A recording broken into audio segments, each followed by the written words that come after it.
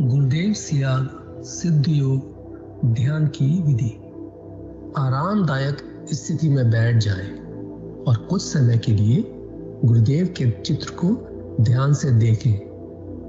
अब आंखें बंद कर लें और गुरुदेव श्री रामलाल जी सियाग के चित्र को अपने आज्ञा चक्र पर, जहां बिंदी या तिलक लगाते हैं, देखते हुए गुरुदेव से 15 मिनट की अवधि के लिए ध्यान स्थिर करने की प्रार्थना करें। अब गुरुदेव के चित्र को आज्ञा चक्र पर देखते हुए साथ ही संजीवनी मंत्र का मानसिक जाप बिना होंठ और जीभ हिलाए करते हुए ध्यान करें। इस दौरान यदि आपको कोई यौगिक क्रिया हो तो घबराएं नहीं, ना ही इसे रोकने का प्रयास करें। ध्यान की अवधि पूर्ण होते ही यह क्रियाएं स्वतः बंद हो जाएंगी। इस विधि से सुबह शाम हल्के पेट नियमित रूप से केवल 15 मिनट का ध्यान करें और संजीवनी मंत्र का मानसिक जाप हर समय करें। कुछ विशेष ध्यान रखने योग्य बातें। संजीवनी मंत्र का मानसिक जाप अपने दैनिक कार्य करते हुए अधिक से अधिक करें। संजीवनी मंत्र के साथ किसी और मंत्र का जाप नहीं करना है। इस मंत्र को कभी भी लिखकर या बोलकर किसी को नहीं बताना है। तांत्रिकों से नहीं मिले और ना ही उनके दिए हुए डोरे या ताबीज आदि पहने। यदि पहना हुआ है तो यह साधना शुरू करने से पहले निकालकर फेंक दें। अब शक्तिपात दीक्षा के लिए गुरुदेव की दिव्य वाणी में संजीवनी मंत्र ध्यान से सुने और उसके पश्चात 15 मिनट ध्यान करें। आप भी जो है ना, जो मैं मंत्र बताऊंगा उसको बोल कर या इशारे से किसी को नहीं बताओगे। रहदास ने कहा ना, अब कैसे छूटे नाम रट लगी। किसकी लगी नाम रट? राम की लगी, कृष्ण की लगी, ये रोक लगी हुई थी गुरुओं के। और उसका मानसिक जप करना, समझे? वो मंत्र बता दो, एक बीज मंत्र है वो।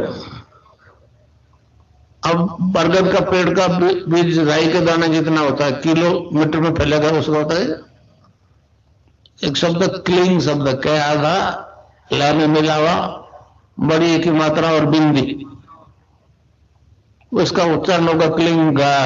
गा की ध्वनि निकलेगी पीछे। आप अंग बोलो, यहां स्ट्रोक लगता है, अंग बोलो। कभी मनी मैंने बोल के देखो, अंग बोलो तो यहां स्ट्रोक लगता है। तो इसमें क्लिंग बार बार आया। अब वो लय नहीं बनती क्लिंग एक में, तो हमारे ऋषियों ने इसको जपने का तरीके बताया। Cling Krishna cling, cling Krishna cling. क्री लगनी चाहिए, क्रय नहीं क्री। एक ही मात्रा नहीं लगेगी तो राधा तत्व शामिल नहीं होगा, और राधा बिना कृष्ण आधा। तो ये इसमें राधा और कृष्ण का मंत्र है। राधा तत्व है सांसारिक सुख देगी, कृष्ण मोक्ष देगा। जय गुरुदेव, जय दादा गुरुदेव, जय गुरुदेव सभी को। पूज्य गुरुदेव की दिव्य लेखनी में से जिस लेख को आज हम पढ़ेंगे उसका शीर्षक है मोक्ष के प्रति इस युग का मानव उदासीन क्यों। मोक्ष के प्रति इस युग का मानव उदासीन क्यों। गुरुदेव लिखते हैं, मोक्ष शब्द इस कलयुग में मात्र एक काल्पनिक स्थिति का सूचक है। इस समय सभी धर्माचार्य शास्त्रों में वर्णित बातों को बौद्धिक तर्क और शब्द जाल के सहारे पाप पुण्य और स्वर्ग नरक का काल्पनिक भय दिखाकर समझाने का असफल प्रयास कर रहे हैं। हमारे धर्म के धर्माचार्य अतीत का गुणगान करते हुए त्रेता और द्वापर युग के साधकों का उदाहरण देते हैं। कलयुग का मानव वैसी आराधना करने में समर्थ नहीं है। कलयुग का मानव वैसी आराधना करने में समर्थ नहीं है, अतः उसे दोष लगाते हुए कहा जाता है कि वैसी आराधना के बिना मोक्ष पूर्ण रूप से असंभव है। उसके बचे खुचे अवशेष बहिर्मुखी कर्म कांड के रूप में शेष बचे हैं। सभी धर्माचार्य त्याग, तपस्या, दान, पुण्य आदि का उपदेश देते हैं। इस युग का मानव कहता है कि यह तो पलायनवादी भाव है। संसार से विमुख होने से ही अगर यह काल्पनिक स्थिति यानी मोक्ष प्राप्त होती है, तो संसार में कितने लोग इसको प्राप्त कर सकेंगे। अतः मोक्ष एक काल्पनिक आकर्षण मात्र है, इसमें सच्चाई बिल्कुल ही नहीं है। संसार के लोगों का ऐसा सोचना पूर्ण सत्य है। इस समय संसार में धर्म के नाम पर जो कुछ हो रहा है, उससे मोक्ष जैसी उच्चतम स्थिति की कल्पना तक ही नहीं की जा सकती। इस समय संसार में धर्म के नाम पर जो कुछ हो रहा है, उससे मोक्ष जैसी उच्चतम स्थिति की कल्पना तक नहीं की जा सकती। मोक्ष का अर्थ है उस परम सत्ता के तद्रूप बन जाना। तद्रूप बनने के लिए साधक को जिस प्रक्रिया में से गुजरना पड़ता है, और इस यात्रा के समाप्त होने से पहले जो जो अद्वितीय स्वाद उसे चखने को मिलते हैं, मात्र उन्हीं से उस उच्चतम स्थिति का महत्व समझ में आ सकता है। हमारे दर्शन के अनुसार ईश्वर प्रत्यक्षानुभूति और साक्षात्कार का विषय है। असंख्य विद्वानों ने गीता पर टीकाएं लिख लिखकर अपनी विद्वता का परिचय दिया है। सभी धर्माचार्य गीता से पाप पुण्य, स्वर्ग नरक आदि का भय दिखाकर तथा त्याग तपस्या से जीवन बिताने का उपदेश देते हैं। गीता एक पूर्ण ग्रंथ है। वह जीवन के क्षेत्र का संपूर्ण ज्ञान कराती है।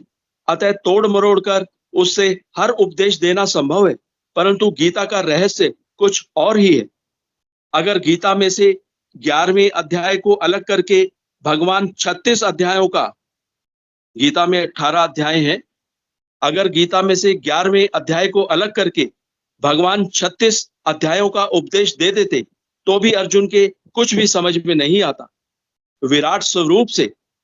विराट स्वरूप से जिस प्रकार पूर्ण सत्य की प्रत्यक्षानुभूति और साक्षात्कार करवाया गया, उसे देखकर अर्जुन को पूर्ण ज्ञान प्राप्त हो गया। उसके बाद अर्जुन के भाव बदल गए, पूछने का लहजा बदल गया। बाद में सभी प्रश्न बहुत ही करुण भाव से पूछे। अतः गीता का रहस्य जितना अर्जुन समझा था, उतना कलयुग का मानव कैसे समझ सकता है। संपूर्ण गीता अंतर्मुखी होकर प्रत्यक्षानुभूति और साक्षात्कार करने का ग्रंथ है। गीता प्रवचन का विषय है ही नहीं। गीता का हर श्लोक स्वयं सिद्ध मंत्र है। अतः गीता रूपी मंदिर में जब प्रभु की मूर्ति स्थापित हो चुकी है, जिसके दर्शन करने से अर्जुन को जिस दिव्य ज्ञान की प्राप्ति हुई, गीता वही उपदेश देती है। पूर्ण ज्ञान प्राप्त होने के बाद अर्जुन ने जो कार्य किया, गीता वही कार्य करने का उपदेश देती है। संपूर्ण ज्ञान एकाग्रचित होकर सुनने के बाद भगवान ने पूछा, क्या तेरा अज्ञान से उत्पन्न हुआ मोह नष्ट हुआ?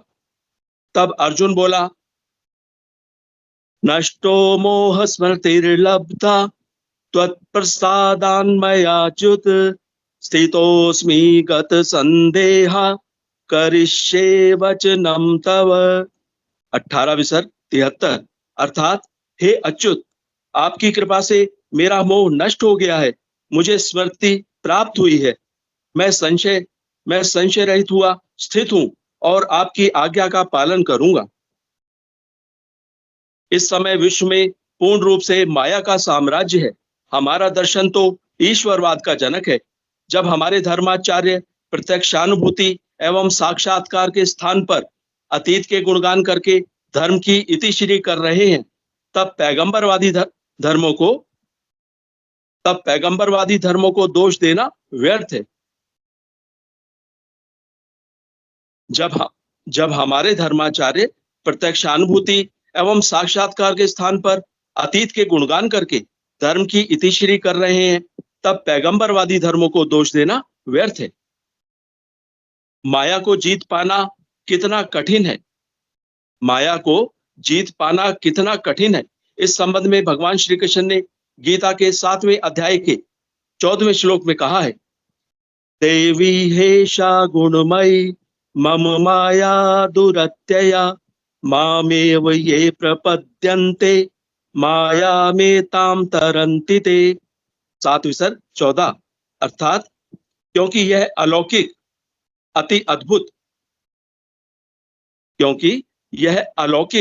अति अद्भुत त्रिगुणमयी मेरी योग माया बड़ी दुस्तर है। जो पुरुष मेरे को ही निरंतर भजते हैं वे इस माया का उल्लंघन कर जाते हैं, अर्थात संसार से तर जाते हैं। इस युग के धर्माचार्य लौकिक समस्याओं का समाधान करने में समर्थ नहीं है।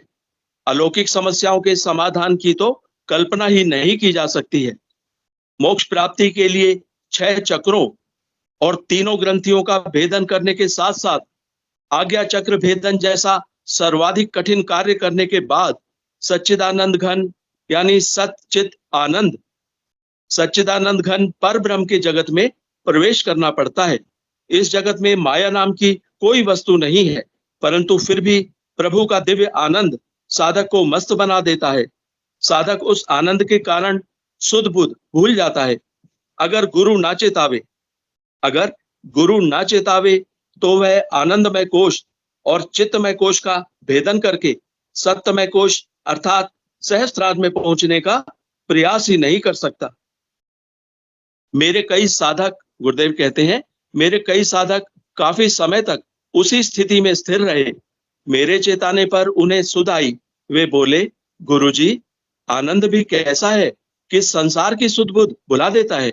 आप ना चेताते तो ना मालूम कितने समय और इसी स्थिति में अटके रहते। मोक्ष मात्र कुंडलिनी के सहस्त्रार में पहुंचने पर ही होता है। मोक्ष मात्र कुंडलिनी के सहस्त्रार में पहुंचने पर ही होता है। इस संबंध में गोस्वामी श्री तुलसीदास जी ने भी कहा है, धर्म ते विरति योग ते ज्ञाना, ज्ञान मोक्षप्रद वेद बखाना।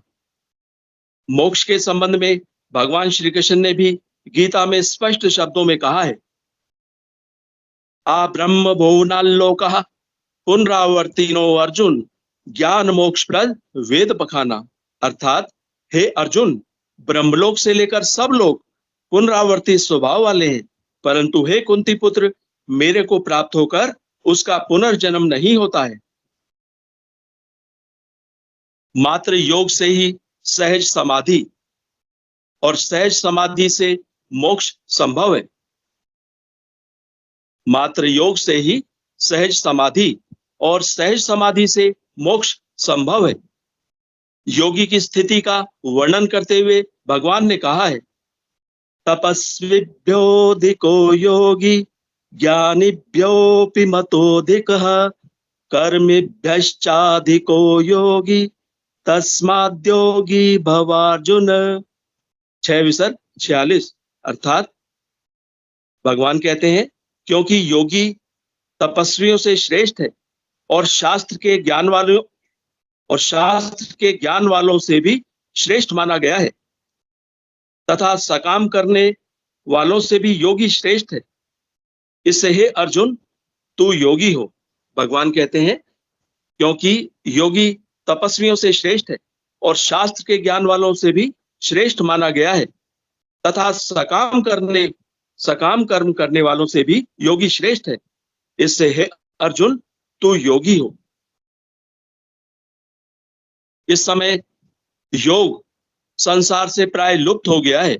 योग की व्याख्या करते हुए महर्षि श्री अरविंद कहते हैं, योग का अर्थ है परमात्मा के साथ संयोग, विश्व के परे जो परमात्मा तत्व है उसके साथ संयोग, या विश्वात्मा के साथ संयोग, या व्यष्टिगत जो आत्मा है उसके साथ संयोग, अथवा जैसा कि इस योग में होता है तीनों के साथ एक साथ संयोग, अथवा इसका अर्थ है एक ऐसी चेतना को प्राप्त होना जिसमें मनुष्य अपने क्षुद्र अहंकार, व्यष्टिगत मन बुद्धि, व्यष्टिगत प्राण और शरीर से बंधा नहीं रहता, परंतु परमात्मा के साथ या विश्वात्म चैतन्य के साथ एकत्व को प्राप्त होता है, जिससे वह अपने अंतरात्मा के स्वरूप को जान लेता है और अपनी ही अंतर सत्ता को तथा जीवन के वास्तविक सत्य को पहचान लेता है। महर्षि श्री अरविंद। सिद्ध योगियों की गुरु शिष्य परंपरा में जिस सिद्ध योग अर्थात महायोग का वर्णन है, उसके आदि गुरु कैलाशवासी भगवान श्री परशिव हैं, जिन्हें सिद्धों की परिभाषा में श्री कंठनाथ कहा जाता है। कलयुग में इसका प्रचार प्रसार योगेंद्र श्री मत्स्येंद्र नाथ जी ने किया। इन्हीं के शिष्य महायोगी श्री गोरक्षनाथ जी ने इस सिद्ध योग से संसार का जो कल्याण किया है वह सर्वविदित है। योग साधना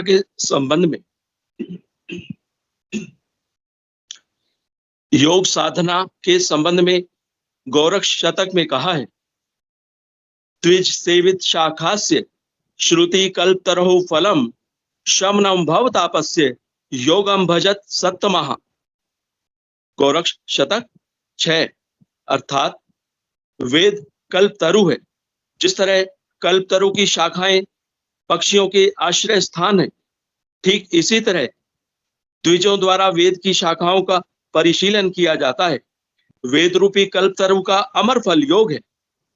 वेद रूपी कल्पतरु का अमर फल योग है। हे सत्पुरुषों, इसका सेवन करो। यह योग संसार के त्रिविध तापों आदि भौतिक, आदि दैहिक व आदि दैविक का शमन कर देता है, नाश कर देता है।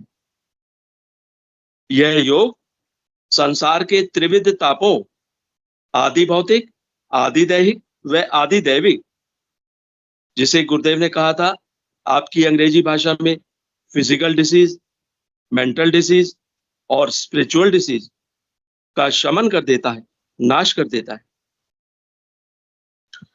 मनुष्य जीवन का रहस्य जन्म में नहीं, उसकी मृत्यु में छिपा है। मनुष्य जीवन का रहस्य जन्म में नहीं, उसकी मृत्यु में छिपा है। जब तक मनुष्य मृत्यु से भयभीत रहेगा, मोक्ष का रहस्य समझ में आ ही नहीं सकता। माया ने इस मृत्यु रूपी मोक्षदाता ज्ञान का स्वरूप ऐसा डरावना और विकृत बना दिया है कि मनुष्य मृत्यु का नाम सुनकर ही कांप उठता है। माया का प्रपंच देखिए कि वह जीवात्मा को जीव भाव में इतना जकड़े रहती है कि उसे आत्मभाव की प्रत्यक्षानुभूति होने ही नहीं देती है। जब तक मृत्यु का रहस्य समझ में नहीं आता, मोक्ष एक कल्पना मात्र है। पतंजलि योग दर्शन के विभूति पाद के सूत्र संख्या 22 में स्पष्ट कहा है कि योगी को अपनी मृत्यु का पूर्ण ज्ञान हो जाता है कि वह कब और किस प्रकार तथा किन किन कारणों से मरेगा। सोपक्रम निरूपक्रम च कर्म तत्संयम माद परांत ज्ञान मरिष्टेभ्यो वा। पतंजलि योग दर्शन अर्थात इस सूत्र का अर्थ है, उपक्रम सहित यानी तीव्र वेग वाले, उपक्रम रहित यानी मंद वेग वाले दोनों प्रकार के कर्मों में संयम करने से मृत्यु का ज्ञान होता है, अथवा अरिष्टों से भी मृत्यु का ज्ञान होता है। स्पष्ट है कि योगी को जीवन काल में ही मृत्यु से पूर्ण साक्षात्कार हो जाता है, अतः वह जीते जी जीवन मुक्त हो जाता है। इस संबंध में संत कबीरदास जी ने कहा है, साधो भाई जीवत ही करो आशा, साधो भाई जीवत ही करो आशा, जीवत समुझे जीवत बूझे जीवत मुक्ति निवासा। जियत कर्म की फांस न काटी, मुए मुक्ति की आशा। तन छूटे जीव मिलन कहत है, सो सब झूठी आशा। अबहु मिला सो तबहु मिलेगा, नहीं तो जमपुर वासा। दूर दूर ढूंढे मन लोभी, मिटई न गर्भ तरासा। साध संत की करे न बंदगी, कटे कर्म की फांसा। सत्य गहे सतगुरु को चीने, सत्य नाम विश्वासा। कबीर साधन हितकारी, हम साधन के दासा। अतः मनुष्य जीवन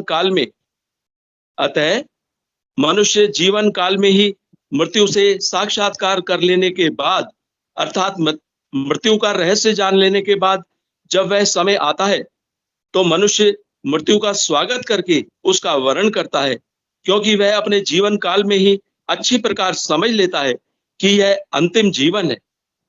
उस समय की बड़ी उत्सुकता के साथ प्रतीक्षा करता है। इस संबंध में संत कबीर ने कहा है, ऊंचा तरवर गगन फल बिरला पंछी खाए, इस फल को तो सो चखे जो जीवत ही मरी जाए। मरते मरते जग मुआ अवसर मुआ न कोय, दास कबीरा यो मुआ बहुरी न मरना होए। जीवन से मरना भला जो मरी जाने कोय, मरने पहले जो मरे ता अजर अरु अमर होए। जा मरने से जग डरे मेरे मन आनंद, कब मरी हो कब पाई हो पूरन परमानंद। कबीर साखी संग्रह। इस संबंध में ईसाइयों का पवित्र धार्मिक ग्रंथ भी उसी भाषा में बोलता है, क्योंकि साधक पश्चंती वाणी में बोलता है, वह प्राणी मात्र की वाणी है।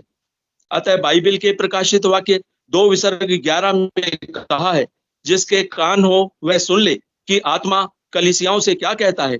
जो जय पाए उसको दूसरी मृत्यु से हानि न पहुंचेगी। ईश्वर की प्रत्यक्षानुभूति और साक्षात्कार की क्रियात्मक विधि जिस प्रकार योग दर्शन में वर्णित है, उसी पद से महर्षि श्री अरविंद ने उस दिव्य ज्ञान को प्राप्त किया था। इसका वर्णन करते हुए महर्षि लिखते हैं, यदि ईश्वर है तो उसके अस्तित्व को अनुभव करने का, उसके साक्षात दर्शन प्राप्त करने का कोई ना कोई पथ होगा। वह पथ चाहे कितना ही दुर्गम क्यों ना हो, उस पथ से जाने का मैंने दृढ़ संकल्प कर लिया है। हिंदू धर्म का कहना है कि अपने शरीर के अपने भीतर ही वह पथ है। उस पर चलने के नियम भी दिखा दिए हैं। उन सब का पालन करना मैंने प्रारंभ कर दिया है। 1 मास के अंदर अनुभव कर सका हूं कि हिंदू धर्म की बात झूठी नहीं है। जिन जिन चिन्हों की बात कही गई है, मैं उन सब की उपलब्धि कर रहा हूं। मैं मानव मात्र को इस ज्ञान का अधिकारी मानता हूं। गुरुदेव कहते हैं, मैं मानव मात्र को इस ज्ञान का अधिकारी मानता हूं। इस समय तामसिक वृत्तियों ने संपूर्ण ज्ञान को छिन्न भिन्न करके मनुष्यों को छोटे छोटे समूहों में कैद कर रखा है। सभी समूहों को आपस में लड़ा लड़ा कर सबके बीच में अंधकार युक्त गहरी खाई बना रखी है। वे वृत्तियां कभी नहीं चाहेंगी कि अंधकार मिटे और प्रकाश हो, परंतु यह प्रकृति का अटल नियम है कि काल चक्र अबाध गति से चलता आया है और चलता जाएगा। रात्रि के देवता कभी नहीं चाहते कि सूर्योदय हो, परंतु सूर्य अपने नियम से उदय होता आ रहा है। जिस गुरु कृपा रूपी प्रसाद को मैं बांटने निकला हूं, उसे रोकने की कल्पना करना ही पागलपन होगा। गुरुदेव कहते हैं, जिस गुरु कृपा रूपी प्रसाद को मैं बांटने निकला हूं, उसे रोकने की कल्पना करना ही पागलपन होगा।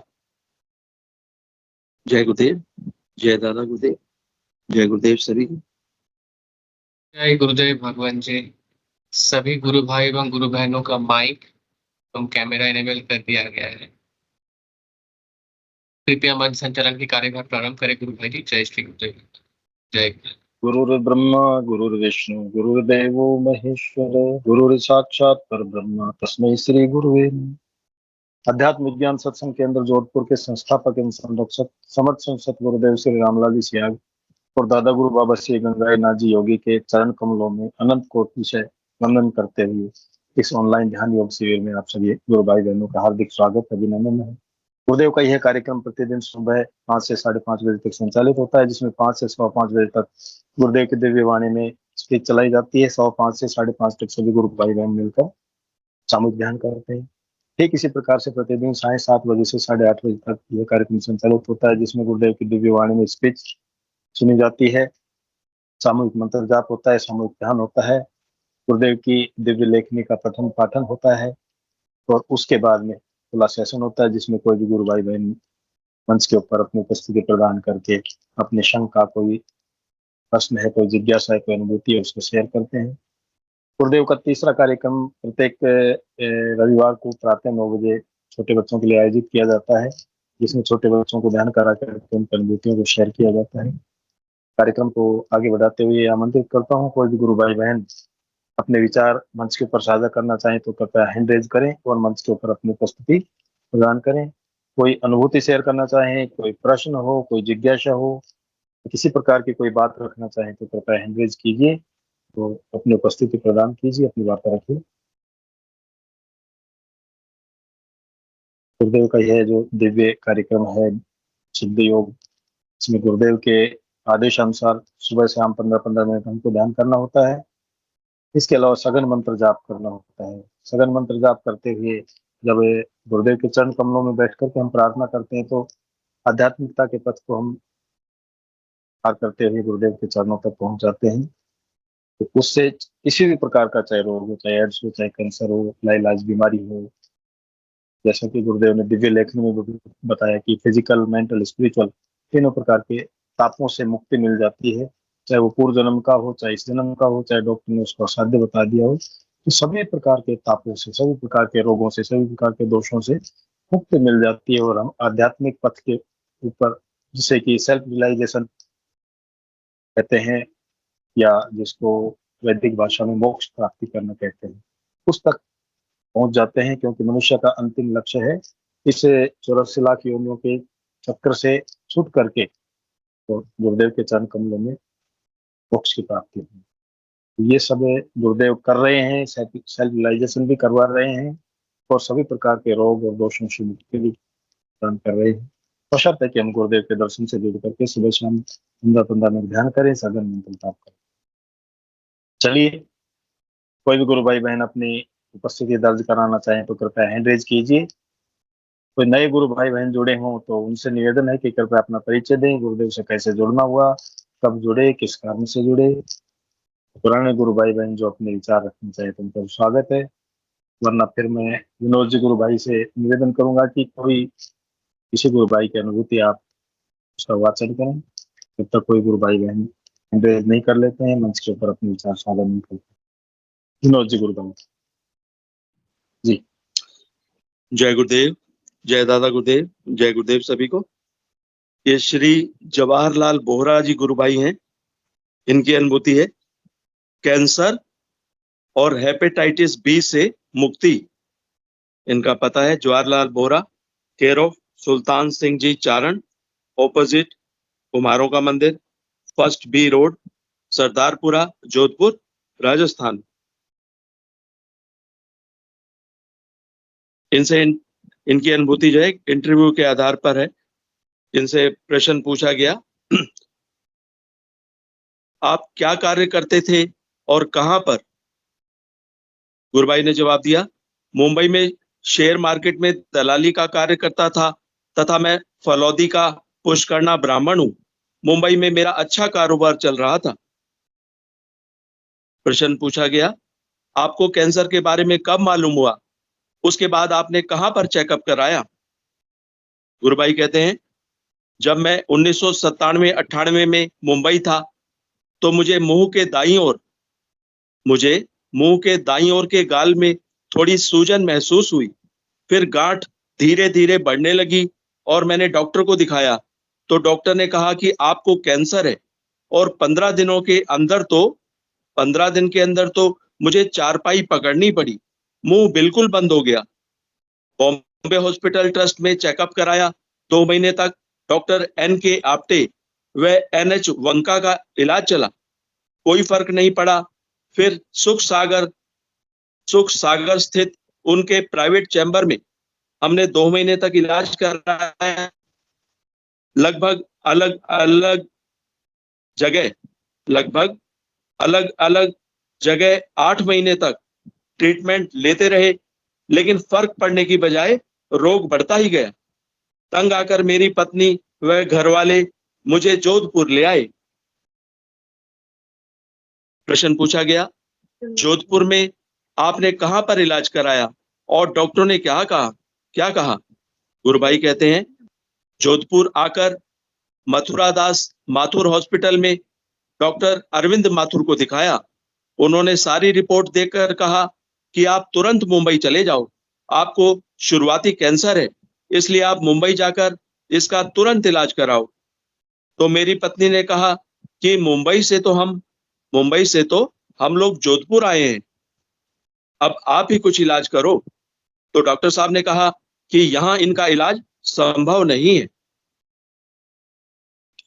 प्रश्न पूछा गया, ऐसी स्थिति में फिर आपको कैसा महसूस हुआ तथा आपने क्या कदम उठाया? गुरुभाई कहते हैं, मैं तो पूरी तरह निराश हो चुका था। मेरी पत्नी भी बहुत रोई कि आखिर क्या करें। एक दिन सरदारपुरा 2nd B रोड पर श्री रामदयाल जी चौधरी के STD बूथ पर उनसे मुलाकात हुई। उस समय पूज्य गुरुदेव जी इनके मकान में रहते थे। रामदयाल जी ने बताया कि आप गुरुदेव का ध्यान करो तो पूर्णतः ठीक हो जाओगे। प्रश्न पूछा गया, आपने दीक्षा कब व कहां ली? गुरुभाई कहते हैं, मैंने 2 अप्रैल 1998 को गांधी मैदान सरदारपुरा जोधपुर में शक्तिपात दीक्षा लेकर गुरुदेव द्वारा बताए संजीवनी मंत्र का जाप व ध्यान शुरू किया।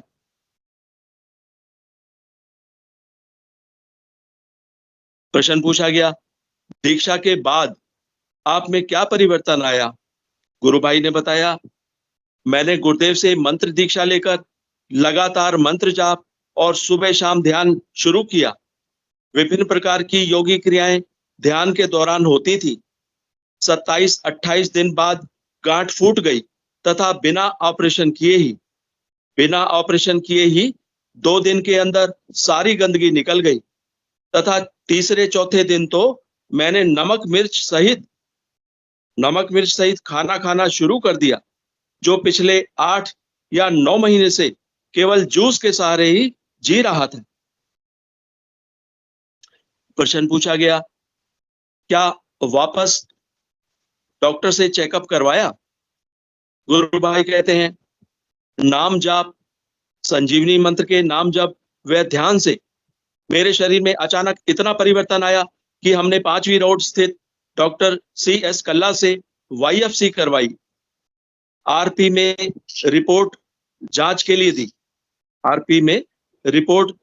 लिए दी। 5 दिन में रिपोर्ट बिल्कुल अच्छी आई। डॉक्टर साहब ने कहा कि आपको कैंसर नहीं है। जब मैं पूर्णतः हट्टा कट्टा हो गया तो मेरी पत्नी के साथ डॉक्टर अरविंद माथुर को दिखाने गए। डॉक्टर साहब को कहा कि आपने तो कहा था कि कोई इलाज नहीं है, लेकिन मैं तो जिंदा हूं। और उनको बॉम्बे हॉस्पिटल की रिपोर्ट दिखाई जिसमें कैंसर घोषित था। डॉक्टर साहब ने उसको देखकर कहा कि जिनकी ये रिपोर्ट है तो यह आदमी नहीं है। डॉक्टर साहब ने उसको देखकर कहा कि जिनकी रिपोर्ट है तो यह आदमी नहीं है, और यदि आदमी यही है और अगर आदमी यही है तो इनकी जो रिपोर्ट आप दिखा रहे हो यह सही नहीं है, ऐसा असंभव है। तो मेरी पत्नी ने क्रोध में आकर कहा कि मैं पहले भी इनके साथ ही आपके पास आई थी और आज भी आई हूं। क्या भारतीय संस्कृति में 2 पति रखना जायज है?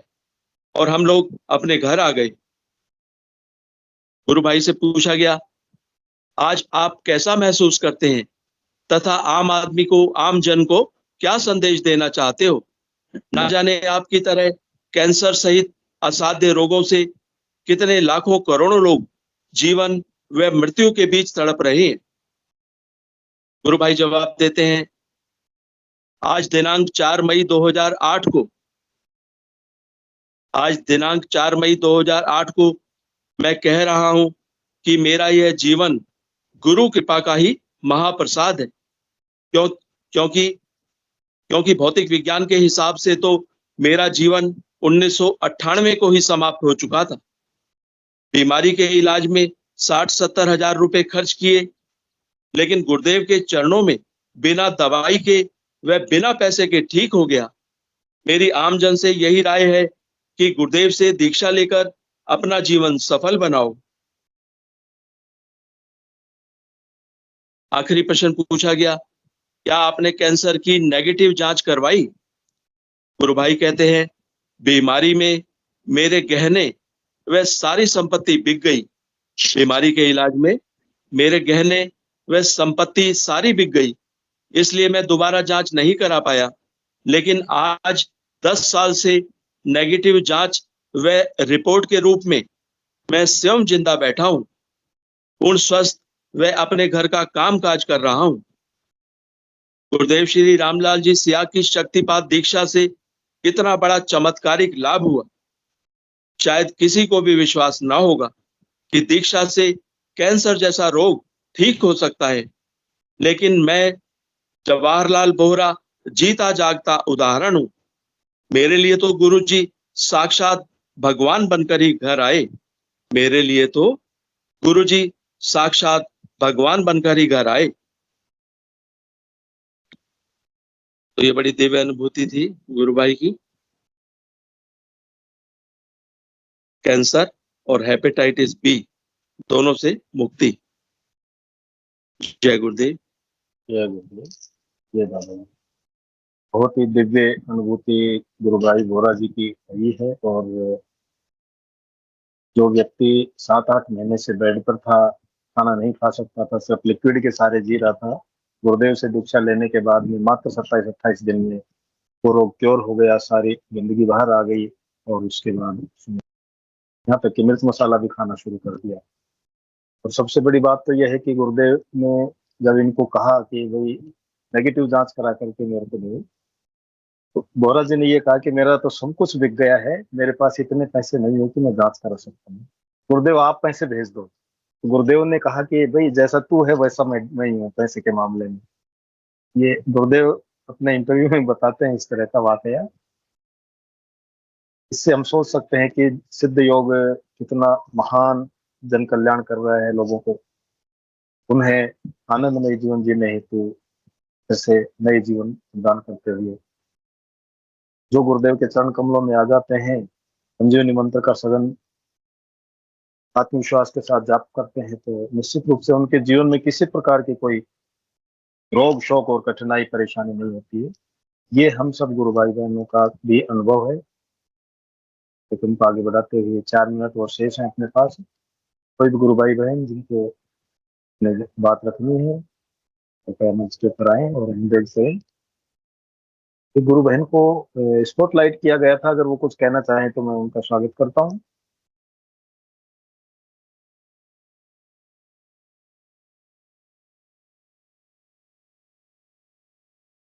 और कोई गुरु भाई बहन कुछ कहना चाहें तो उनका भी स्वागत है। देखिए ये बहुत टाइम ऐसा है कि अपने पास 30 मिनट ही होते हैं, और प्राय हम कई बार तो ये होता है कि लास्ट टाइम में आकर के फिर हैंड रेज करते हैं। तो बेटर ये रहता है कि हम चलते हुए सेशन में जब तक समय हो तब तक ही अपनी उपस्थिति प्रदान करें, ताकि हमारा नंबर आ सके। बाद में समय कम रह जाता है। गुरु भाई बहनों से निवेदन करता हूँ कि भाई कोई अपनी अनुभूति शेयर करना चाहें, अपने विचार शेयर करना चाहें तो मंच के ऊपर पधारें।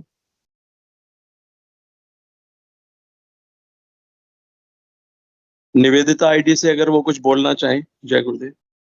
जय गुरुदेव। निवेदिता आईडी से गुरु बहन कोई बोलना चाहे तो मंच पे आए, अपना कैमरा भेज दें।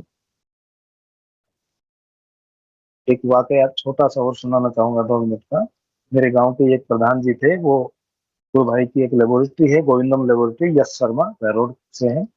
उनके लेबोरेटरी पर गए तो कोई जांच कराने के लिए गए थे।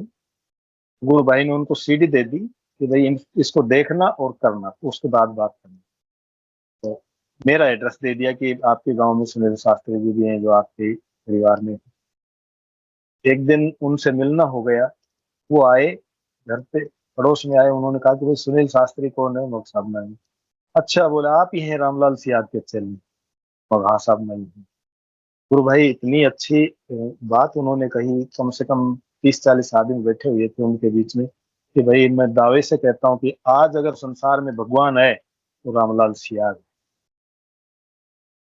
उन्होंने कहा कि साहब कैसे? जो लोग बैठे हुए थे उन्होंने कहा कैसे?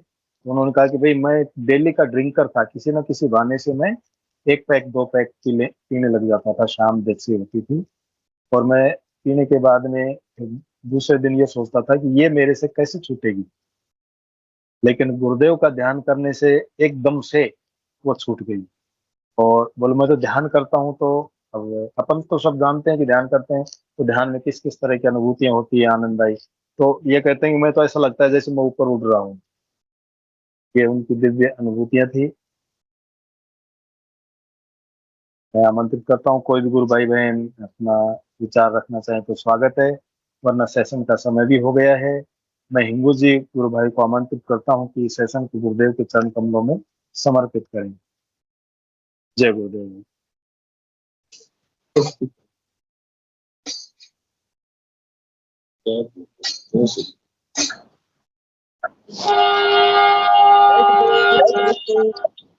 गुरुदेव की दिव्य चेतना सभी में सिद्ध हो, जगत व्यापी हो, जगत के कल्याण के लिए। जय गुरुदेव सभी को बहुत बहुत जय गुरुदेव। बोलो कल के अवतार की जय हो। जय हो दादा गुरुदेव की जय हो। दादा गुरुदेव की जय हो। जय गुरुदेव, जय दादा गुरुदेव, जय श्री कल की भगवान, जय श्री कल की भगवान, जय श्री सभी गुरु भाई बहनों को बहुत बहुत जय श्री कल की भगवान, जय श्री कल। जय गुरुदेव, जय दादा गुरुदेव, जय गुरुदेव, जय श्री दादा गुरुदेव, जय श्री कल की